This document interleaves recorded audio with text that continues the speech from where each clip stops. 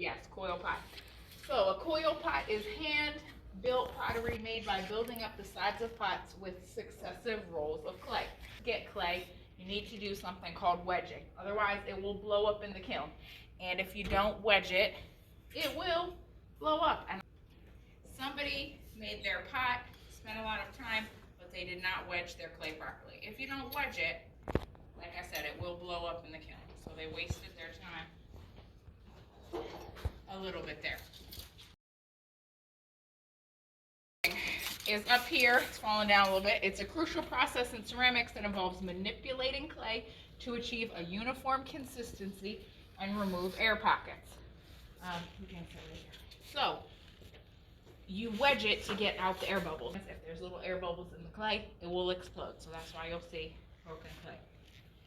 All right, so number one is to also bring the consistency together. So you can see that in this clay, there's some dark gray and some light gray.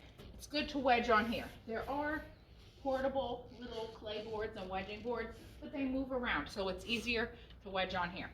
You can, number one, you want to get up here, use the flat bottom part of your hand, and they call this duck-faced wedging.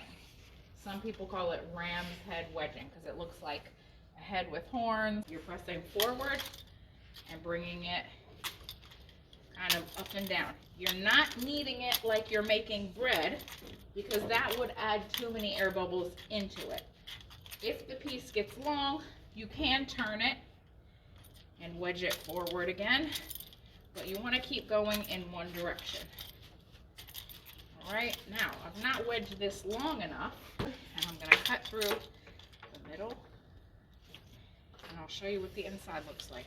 Number one, you can see the different pieces of clay colors, so that means it's not all mixed up yet, so that could cause cracking. And you also see some little air bubbles in there, so that means it is not wedged enough, and it could explode in the kiln.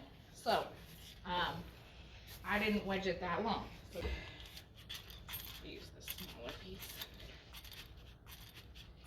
Now, we store our clay projects in this cabinet here, and we store our clay pieces and projects if you need some more space over on that rolly cart over there.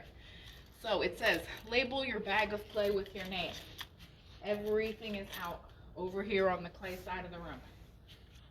So you'll see how to label it. A lot of people's bags are going to look the same. You might have spent time building your pot, and if you didn't label it, somebody might take your piece and be like, oh, okay, this looks like a nice piece. Let me use this. All right? So please label it.